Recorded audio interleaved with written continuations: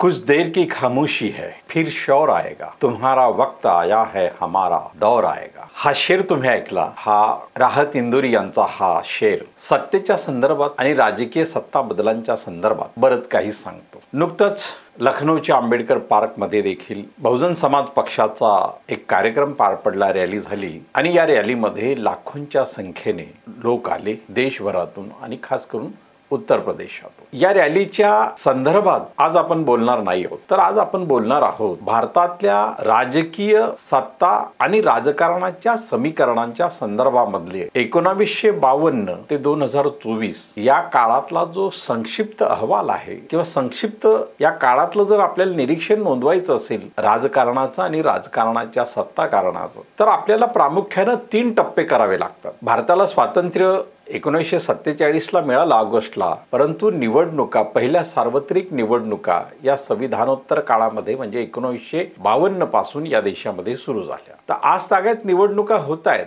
तर 1952 ते 1989 हा एक कालावधी, या कालावधीमध्ये काँग्रेस ही देशाच्या राजकारणामध्ये आणि सत्ताकारणामध्ये सर्वात प्रभावी राहिली। हा स्वातंत्र्योत्तर कालावधी असल्यामुळे आणि या काळामध्ये भारतामध्ये खास करून युरोपला जाऊन शिक्षण घेऊन आलेल्या उच्च शिक्षित राजकारण्यांचा राजकारणामध्ये मोठा संबंध राहिला, मग तो कुठल्याही पक्षात असेल। मग ते काँग्रेसच्या राजकारणामधले नेहरू काळापासून किंवा नेहरूच्या काळाचे किंवा नेहरूच्या समकक्ष जेही राजकारणी असतील तेही विदेशातून किंवा युरोपातून शिक्षण घेऊन आलेले होते। त्यामुळे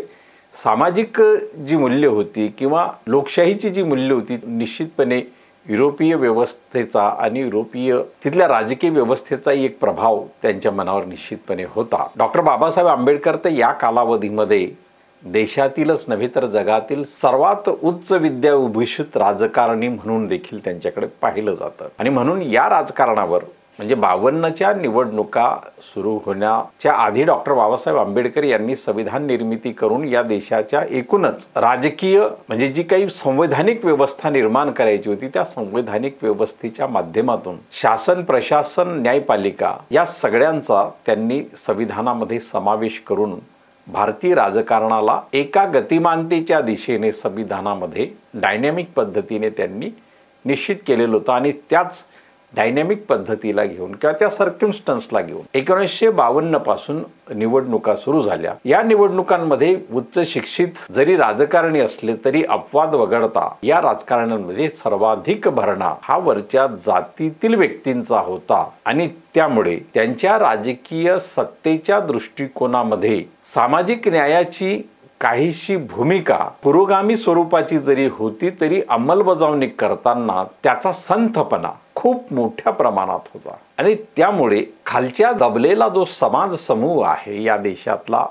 ज्याला आपण 85% असलेला बहुजन समाज, ज्याच्यामध्ये SC, ST, OBC आणि त्याचप्रमाणे इतर धर्मातील अल्पसंख्याकांचाही समावेश होतो, परंतु त्या धर्मातील देखील खालच्या समूहांचा त्यामध्ये अधिक आपल्याला प्रकर्षाने विचार करावा लागतो। यांच्या हितसंबंधाच्या सत्तांमध्ये फारसा विचार किंवा फारसी अंमलबजावणी, कार्यक्रम बनले, योजना बनल्या, परंतु त्याच्या अंमलबजावणीविषयी अनास्था खूप मोठ्या प्रमाणात होती आणि त्यामुळे हा काळ काँग्रेस डॉमिनन्स सत्तेचा काळ हा मोठा काळ दीर्घ काळ असला आणि हा संवैधानिक संकेतांच्या आजूबाजूला असणारा जरी आपल्याला हा दिसत असला तरी त्याचा थेट असा परिणाम, दृश्य परिणाम जो खालच्या दबलेल्या समाज समूहांना पुढे आणण्याचा जो असायला पाहिजे होता, ज्याप्रमाणे त्यांनी कार्यक्रम बनवले, परंतु ती अंमलबजावणी तितक्याशा गतिमान पद्धतीने किंवा तितक्याशा प्रभावी पद्धतीने करण्याचा दृष्टिकोन त्यांनी ठेवला नाही आणि त्यामुळे यावरून देखील एक थोडासा संघर्ष मधल्या काळात त्यांच्याही काळात उभा राहिला आणि तो संघर्ष म्हणजे ज्याप्रमाणे भारतामध्ये समाजवादी विचारांचा प्रभाव हा बिहारमधल्या लोहिया यांच्या विचारातून वाढत होता, तसा तो डॉक्टर बाबासाहेब आंबेडकर यांनी 1952 निवडणुकांपासून आपली भूमिका घेतली आणि 56 मध्ये तर त्यांनी आपल्या संकल्पनेतला रिपब्लिकन पक्ष, त्याची ध्येय, धोरण, उद्दिष्ट हे सगळं तयार ठेवलं, परंतु त्यांच्या हयातीत हा पक्ष स्थापन झाला नाही, परंतु त्या संदर्भातली त्यांची भूमिका, पार्श्वभूमी तयार होती आणि त्यामुळे त्या पक्षाचं राजकारण हे 57 पासून सुरू झालं आणि म्हणून आंबेडकरी विचारांच्या प्रभावाचा ही राजकारणामध्ये झालेला प्रवेश जो बाबासाहेबांच्या काळापासूनच म्हणजे 1936 पासून झालेला होता, परंतु स्वातंत्र्योत्तर काळामध्ये सार्वजनिक निवडणुका भारतामध्ये जेव्हा सुरू झाल्या त्यानंतर हा जो काळ होता, या काळामध्ये निवडणुका आणि त्यामध्ये प्रवेश हा निश्चितपणे झाला असला तरी त्या काळामधल्या काँग्रेस डॉमिनंट अशा प्रभावी राजकारणामध्ये फार काही करता आलं नाही, परंतु यांनी घेतलेल्या भूमिका आणि त्यावर काँग्रेसच्या सत्तेमध्ये होत असलेला संतपणाचा एक अंमलबजावणी सदृश्य तो परिणाम, या सगळ्या गोष्टींच्या अनुषंगानं 89 पर्यंत काँग्रेस खिडखिडी झाली. पण ही खिडखिडी होत असताना म्हणजे 1968-69 मध्ये जेव्हा समाजवाद्यांचा प्रभावही तिकडे उत्तर भारतामध्ये वाढलेला होता आणि आंबेडकरी विचार देखील उत्तर भारतात, बिहारमध्ये, सर्वत्र पंजाबमध्ये आपलं प्रतिनिधित्व नोंदवत होता, याची दखल तत्कालीन पंतप्रधान इंदिरा गांधी यांनाही घ्यावी लागली आणि त्यांनी समाजवादी अर्थव्यवस्थेच्या, कल्याणकारी राज्यव्यवस्थेच्या अनुषंगानं या देशातल्या बँका आणि सार्वजनिक वित्तीय संस्थांचं राष्ट्रीयकरण करण्याची जी भूमिका घेतली, त्या भूमिकेतून बँकांचं आणि LIC सारख्या महामंडळांचं जे राष्ट्रीयकरण झालं, यामुळे देशातील SC ST या समूहांना मोठ्या प्रमाणात मध्यम वर्ग म्हणून नोकरी पेशामध्ये प्रवेश मिळाला आणि तोही वर्ग या काळामध्ये आकार घेत होता आणि आकार घेत असताना याही वर्गाच्या एक प्रकारे या देशातल्या व्यवस्थेचं आकलन हे मोठ्या प्रमाणात वाढत होतं आणि त्यामुळे या समूहाचंही एक संघटन देशामध्ये आकार घेत होतं आणि ते संघटन 1972 पासूनच आकाराला येत होतं आणि त्याच काळामध्ये महाराष्ट्रामध्ये देखील आणि खास करून महाराष्ट्रामध्येच हे संघटन आकाराला येत होती, दोन्ही तिन्ही प्रकारची, ज्याच्यामध्ये ज्या नोकर वर्गाचा प्रवेश बँकांमध्ये किंवा इतर क्षेत्रांमध्ये आरक्षणाच्या माध्यमातून झाला होता, त्यांच्या BAMSEP या संघटनेला एक आकार त्या काळात येत होता आणि दुसऱ्या बाजूला अत्याचाराच्या विरोधातल्या दलित पॅंथर सारख्या संघटनेलाही आकार याच काळात मिळत होता आणि तिसऱ्या बाजूला प्रस्थापित राजकारण करण्यामध्ये जुंपलेली रिपब्लिकन चळवळ ही काहीशी दलित पॅंथरच्या काळामध्ये दलितांच्या दृष्टिकोनातून त्यांच्या रागालाही किंवा रोषालाही काही प्रमाणात त्या परिणामांनाही या पक्षालाही सामोरं जावं लागलं. पण हा केवळ आंबेडकरी राजकारणाचा परीघ म्हणून आपण पाहत नाही, तर या सगळ्यांचा परिणाम देशाच्या एकूण राजकारणावर असा झाला की देशाच्या राजकारणामध्ये 1989 येईपर्यंत काँग्रेस खिडखिडी झाली आणि ती सत्तेतून बाहेरही पडली. म्हणजे काँग्रेसला वगळता पहिलं केंद्रातील सत्ता जी आहे पहिली ती 1978 मध्ये मोरारजी देसाई यांच्या नेतृत्वात देशामध्ये आली आणि त्या काळामध्ये पुन्हा म्हणजे देशातला जो प्रभावी विचार आहे समाजवाद आणि आंबेडकरवाद, या विचारांनी एक प्रभाव देशामध्ये निर्माण केला आणि मोरारजी देसाई यांच्या सरकारला मंडल कमिशन नेमायला भाग पाडलं आणि हे मंडल कमिशन 1989 जिथे काँग्रेस खिडखिडी होते ती सत्तेतून बाहेर जाते किंवा सत्तेच्या परिघात जरी ती राहिली तरी काँग्रेस ही स्वतःच्या ताकदीवर त्यानंतर कधी सत्तेवर राहिली नाही. तर हा 89चा काळ ज्यामध्ये VP सिंग यांनी मंडल आयोग लागू केला, बौद्धांच्या सवलती जाहीर केल्या, डॉक्टर बाबासाहेब आंबेडकर यांचं तैलचित्र संसदेमध्ये लावलं, हा सगळा एक निर्णयांचा जो काळ होता आणि या काळामध्ये समाजवादी आणि आंबेडकरवादी विचारांचं प्रभावी राजकारण देशामध्ये सुरू झालं. त्याबरोबरच याच काळामध्ये देशातल्या सगळ्याच राज्यांमध्ये आकाराला येत असणारे प्रादेशिक पक्ष हे आपली अस्मिता घेऊन येत होते. मग ती राज्याच्या भाषेची असेल, प्रांतांच्या प्रश्नांची असेल, संस्कृतीची असेल, असे वेगवेगळे प्रश्न घेऊन हे राजकीय पक्ष देखील उभे राहिले आणि त्यामुळे 89 पासून देशाची राजकीय सत्ता ही मोठ्या प्रमाणात समाजवादी आणि आंबेडकरवादी विचारांच्या प्रभावात राहिलं. परंतु यामधला कुठलाही राजकीय पक्ष हा मोठ्या प्रमाणात किंवा केंद्रीय पातळीवर किंवा देशभरात नसल्यामुळे या विचारांचं प्रतिनिधित्व करणारं राष्ट्रीय पक्ष त्या काळात नसल्यामुळे 89च्या काळामध्ये, कारण बहुजन समाज पक्षाची स्थापना ही नुकतीच 1984 मध्ये झालेली होती आणि समाजवादी पक्षांचं राजकारण उत्तर प्रदेश, बिहारमध्ये जरी सुरू झालं होतं तरी त्या दोन्ही राज्यांमध्ये 2 स्वतंत्र पक्ष देखील नंतर उदयास आले, त्यामुळे त्याच्या विघटनाच्याच प्रक्रिया त्या काळातही सुरू होत्या. म्हणून हा जो काळ आला, या काळाचा परिवर्तनवादी शक्ती आणि राजकीय विचारांना प्रभावीपणे उपयोग करून घेता आला नाही असं निश्चितपणे आपल्याला म्हणावं लागेल. आणि म्हणून VP सिंग यांनी मंडल आयोग लागू केल्यानंतर आपल्या सत्तेची पर्वा केली नाही. 89 मध्ये त्यांनी मंडल आयोग लागू केला, 90 मध्ये, आणि त्यानंतर भारतीय जनता पक्षाने त्यांचा पाठिंबा काढला आणि ते सरकार कोसळलं. आता हा 89ला जो काळ सुरू होतो हा अस्थिर राजकारणाचा जो काळ आपल्याला दिसतो, हा अस्थिर राजकारणाचा काळ खरे तर समाजवादी आंबेडकरवादी विचारांच्या प्रभावातला काळ होता. परंतु या दोन्ही विचारांच्या राजकीय पक्ष राष्ट्रीय पातळीवर नसल्यामुळे या काळाचा प्रभावी उपयोग या पक्षांना करता आला नाही। आणि मग 1989 तर थेट 2014 पर्यंतचा जर काळ आपण पाहिला तर हा पूर्णपणे अस्थिर असा राजकीय सत्तेचा काळ आहे। या काळामध्ये मध्यावधी निवडणुकाही झाल्या, अल्पमतांची सरकार असली तरी म्हणजे 91ला जे सरकार म्हणजे व्ही.पी. सिंग यांच्यानंतर 4 महिन्याचं चंद्रशेखर यांचं सरकार आलं आणि चंद्रशेखर यांचं सरकार आल्यानंतर 4 महिन्यातच त्यांना जेव्हा जावं लागलं आणि पुन्हा भारतात निवडणुका झाल्या आणि या निवडणुकानंतर काँग्रेस सिंगल लार्जेस्ट पार्टी म्हणून निवडून आली, परंतु बहुमतापासून काँग्रेस खूप दूर राहील। आणि या काळामध्ये महाराष्ट्राचे शरद पवार हे पंतप्रधान होतील, जवळपास त्यांची निवड पण निश्चित झालेली होती, परंतु अचानकपणे त्या काळामध्ये काँग्रेसकडून पी.व्ही. नरसिंहराव यांची पंतप्रधान पदावर निवड झाली आणि पी.व्ही. नरसिंहराव यांनी काँग्रेसला पूर्णपणे म्हणजे सत्ता टिकवण्यासाठी पी.व्ही. नरसिंहराव यांनी त्या काळामध्ये खासदारांची खरेदी सुद्धा केली। ही प्रकरण नंतर उघड झाली, ती कोर्टामध्ये सिद्धही झाली, परंतु त्याच काळामध्ये पी.व्ही. नरसिंहराव हे देशाचे पंतप्रधान असताना त्या काळामध्ये या देशामध्ये अनेक घटना घडल्या। मग त्या काळामध्ये अयोध्येचा प्रश्न असेल, जागतिकीकरणाच्या नावावर प्रायव्हेटायझेशनचा प्रश्न असेल, आरक्षण धोरण याच्यामध्ये झालेले बदल असतील किंवा एकूणच सरकारी क्षेत्र कमी करण्याचं, निर्गुंतवणूक करण्याचं धोरण जे त्यांनी आणलेलं होतं, याचे परिणाम म्हणजे समाजवादी आणि आंबेडकरवादी विचारांचा राजकीय प्रभावी काळ असताना पी.व्ही. नरसिंहराव यांनी काँग्रेसच्या माध्यमातून सत्तेवर येऊन पूर्णपणे उजव्या विचारांची म्हणजे जी जुन्या जनसंघाला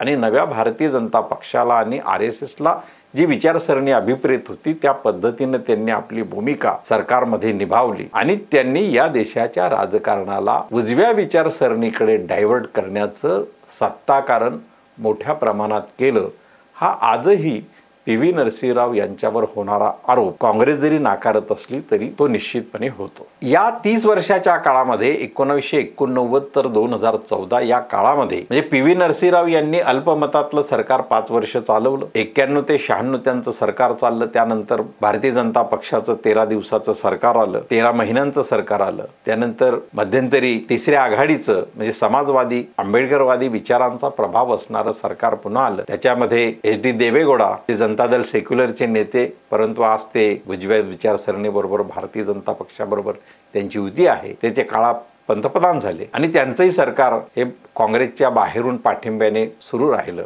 परंतु तेही सरकार काही काळातच कोसळलं आणि त्यानंतर पुन्हा मोरारजी देसाई यांच्या काळानंतर चंद्रशेखर व्ही.पी. सिंग यांच्या काळानंतर जसं चंद्रशेखर यांचं सरकार आलं होतं तसंच देवेगौडा यांचं सरकार गेल्यानंतर आय.के. गुजराल पंतप्रधान झाले 4 महिन्यासाठी आणि ते सरकार चाललं, परंतु मध्यावधी निवडणुका घ्याव्या लागल्या। या मध्यावधी निवडणुकानंतर पुन्हा देशाचं राजकारण एक चांगल्या प्रभावीपणे उभं राहील। त्याच काळामध्ये महाराष्ट्रातून 4 खासदार रिपब्लिकन पक्षाचे निवडून गेले होते, ज्यामध्ये 4ही गटांचे जे नेते होते म्हणजे दिवंगत रासू गवई असतील, ॲडव्होकेट बाळासाहेब प्रकाश आंबेडकर, प्राध्यापक जोगेंद्र कवाडे आणि आज सध्या केंद्रात मंत्री असलेले रामदास आठवले हे याच काळामध्ये म्हणजे 98च्या काळामध्ये ते निवडून गेले होते। आणि हा काळ देखील अस्थिर, त्यानंतरही मध्यावधी निवडणुका लागल्या। 96 नंतर 99ला मध्यावधी निवडणुका लागल्या आणि या मध्यावधी निवडणुकानंतर भारतीय जनता पक्षाचं अटल बिहारी वाजपेयी यांच्या नेतृत्वात सरकार आलं आणि या सरकारने देखील निर्गुंतवणुकीचं धोरण आणि सरकारी आस्थापना किंवा सार्वजनिक कंपन्या यांचं प्रायव्हेटायझेशन करण्याचा त्यांनीही मोठ्या प्रमाणात पायंडा पाडला किंवा तो वेग घेतला आणि त्याचबरोबर त्यांनी संविधानाकडे आपली नजर वळवली आणि संविधान समीक्षा करण्यासाठी त्यांनी एक समिती गठीत केली आणि त्यामुळे या 5 वर्षामध्ये सामाजिक न्यायाचं सरकार असतं, समाज कल्याण करणारं जे सरकार असतं आणि याच काळामध्ये सरकारी कर्मचाऱ्यांची पेन्शन बंद होणं, जी काही कुटुंब निवृत्ती वेतन असतं ज्यानंतर कुटुंबाचा उदरनिर्वाह केला जातो, तर त्या अशा सामाजिक न्यायाच्या ज्या संकल्पना या देशामध्ये होत्या राजकीय सत्तेच्या माध्यमातून त्या वाजपेयी यांच्या काळामध्ये मोठ्या प्रमाणात बंद झाल्या। त्यानंतर पुन्हा म्हणजे इंडिया शायनिंगची भूमिका घेऊन ते निवडणुकीला 2004 मध्ये सामोरे गेले, परंतु देशाच्या जनतेला ती शायनिंग काही दिसली नाही आणि देशामध्ये पुन्हा कोएलिशन सरकार म्हणजे काँग्रेसच्या नेतृत्वात मग डावे, समाजवादी या सगळ्या आंबेडकरवादी या सगळ्याच पक्षांचं मिळून एक सरकार बनलं आणि ते सरकार जवळपास 10 वर्ष चाललं। या 10 वर्षामध्ये बदललेल्या सामाजिक वस्तुस्थितीचं भान काँग्रेस प्रणित असलेल्या या सरकारांना देखील आलं नाही आणि त्यांनी नरसिंह राव यांनी ज्या पद्धतीने उजव्या राजकारणाकडे काँग्रेसची ध्येयधोरणं वळवली होती त्यापासून काँग्रेसला परावृत्त करून सामाजिक न्यायाकडे नेण्याची दिशा आणि गती देण्याची भूमिका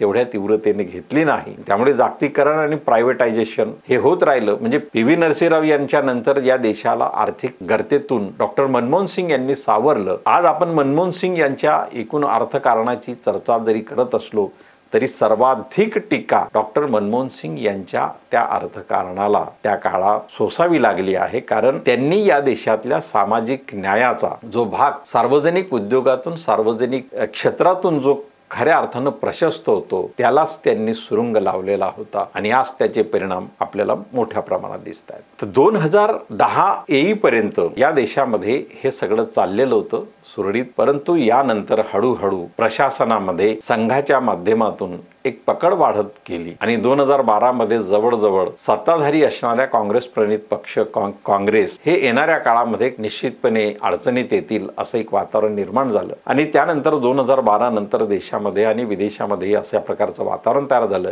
की भारतात येणाऱ्या 2014च्या निवडणुकीमध्ये राजकारणामध्ये आमूलाग्र बदल होईल आणि तो आमूलाग्र बदल विदेशी अमेरिकेच्या मॅगझिन्स मधून देखील त्याची प्रतिबिंब उमटायला लागली। त्याच दरम्यान बाबा रामदेव यांचं आंदोलन मोठ्या प्रमाणात चालायला लागलं। आज जे आपल्या सगळ्यांना लोकशाहीसाठी संबोधित करता आहेत ते सगळे विचारवंत त्यावेळी बाबा रामदेव आणि एकूणच त्या सगळ्या चळवळी सोबत होते आणि मग 2012 नंतर हळूहळू देशाला अशा माहोलमध्ये उद्योजकांच्या पैशातून आणलं गेलं, जाहिरातींच्या भडीमाराने भारतीय लोकांची मनं अशी बनवली की आता सत्ता बदल झाला की सगळ्यांच्या जीवनात एकूण सुखावं असं जीवन येईल आणि 2014च्या निवडणुकीमध्ये अच्छे दिनच्या नाऱ्याने अख्ख्या देशाच्या जनतेला भुरळ पाडली। आज 2014 पासून या देशाचं राजकारण सत्ताकारण पूर्णपणे RSSच्या विचारांकडे वळलेलं नसलं, कारण 2014च्या निवडणुकीमध्ये लोकांनी जे मतदान केलं ते अच्छे दिनला केलं, ते RSSच्या विचारांना पाहून नाही, परंतु या सत्तेच्या माध्यमातून त्यांनी व्यवहारामध्ये लोकांना आपल्याकडे ओढण्यामध्ये जे प्रयत्न केले संस्थात्मक पातळीवर आणि अनेक संवैधानिक संस्थांमध्ये आपली माणसं रुजवून संवैधानिक लोकशाहीला एक प्रकारे काहीसं संकुचित करण्याचा एक प्रयास केला। या सगळ्या प्रयासांमध्ये केवळ एखादा व्यक्ती सत्तेवर असतो म्हणून होत नाही, तर त्या विचारांची एक व्यवस्था त्या व्यवस्थेमध्ये बसवली जाते आणि ती सगळ्या गोष्टींना नियंत्रित करते आणि त्या नियंत्रणाच्या माध्यमातून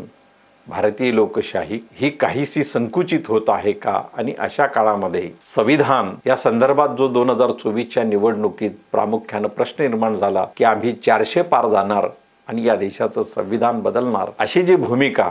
भारतीय जनता पक्षाच्या अनेक राजकीय नेत्यांनी घेतली होती, त्या भूमिकेला या देशाच्या जनतेने हाणून पाडलं आणि भारतीय जनता पक्षाला बहुमतापासून रोखलं। आणि या सगळ्या वातावरणामध्ये नंतर देशाच्या विरोधी पक्षनेत्याने एकूणच जे निवडणूक आयोगाच्या संदर्भात, निवडणुकीच्या संदर्भात आणि मतांच्या संदर्भात ज्या काही भूमिका देशासमोर आणल्या, त्या सगळ्या भूमिका देशासमोर असताना देशाला जो काही राजकीय बदल हवासा वाटतोय किंवा जो काही लोक पाहतायत, त्या लोकांच्या दृष्टिकोनातून आता काही पक्ष पुन्हा त्या सत्तेच्या दिशेने जाणारे असावेत असं वाटायला लागलं आणि गेल्या 10 वर्षापासून आंबेडकरी राजकारणाचा देशभरात स्थिरावलेला एक प्रवाह, बहुजन समाज पार्टीचा जो 10 वर्षापासून स्थिरावलेला प्रवाह होता, तो प्रवाह 2024च्या लोकसभा निवडणुकीत हा जवळपास इतर पक्षांकडे वर्ग झाला आणि हे सगळे धोके लक्षात आल्यानंतर आता ऑक्टोबरच्या या 9 तारखेला लखनौमध्ये जी आंबेडकर पार्क मध्ये जी बहुजन समाज पक्षाची रॅली झाली, या रॅलीमध्ये आलेला जनसमूह हा प्रचंड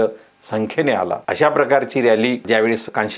मान्यवर कांशीराम यांच्या नेतृत्वातही दिल्लीमध्ये झाली होती आणि त्यावेळी ही अशाच प्रकारची रॅली दिल्लीमध्ये जी देशभरातून लोक आले होते, अगदी त्याच तोडीची ही रॅली झाली। त्या रॅलीपेक्षा अधिक लोक आले, कदाचित आले असतील, परंतु त्याची अधिकृत संख्या कोणाकडे नोंद नाही। परंतु त्या रॅलीला मी देखील पाहिलेलं होतं दिल्लीमध्ये आणि ती अभूतपूर्व अशी रॅली होती। परंतु कोणत्याही रॅल्या, कोणत्याही यात्रा या राजकीय बदलाच्या निदर्शक नसतात, त्यासाठी जनतेमध्ये जाऊन काम करावं लागतं आणि हे जनतेमध्ये जाऊन काम करणारी माणसं ज्या राजकीय पक्षाकडे आहेत, तेच पक्ष जनतेमधून राजकीय सत्ता मिळवण्याचा परिणाम साध्य करू शकतात। आणि 2014 ते 2024 आणि आजपर्यंत RSS आणि भाजप प्रणित राजकीय राजकारण सत्ताकारण आणि समाजकारण देखील याच विचारांच्या माध्यमातून पुढे जात असताना या रॅलीचं एक महत्त्व निश्चितपणे राष्ट्रीय पातळीवर जसं आहे तसं महाराष्ट्रामध्ये देखील याची चर्चा मोठ्या प्रमाणात होते. कारण फुले शाहू आंबेडकर वाद महाराष्ट्राची जन्मभूमीतून आहे. या वादाची जन्मभूमी महाराष्ट्र आहे आणि त्यामुळे महाराष्ट्रात यावर प्रभावीपणे चर्चा येणाऱ्या काळात होईल. केवळ रॅली झाली म्हणून त्याचं राजकीय रूपांतर होईल असं मानणं निश्चितपणे भाबडेपणाचं राहील. आपल्याला या संदर्भात काय वाटतं? आपली प्रतिक्रिया निश्चितपणे आमच्या कॉमेंट बॉक्समध्ये कळवा आणि हा व्हिडिओ पहा, लाईक करा, शेअर करा आणि आमचं चॅनल सबस्क्राईब करायला देखील विसरू नका. धन्यवाद.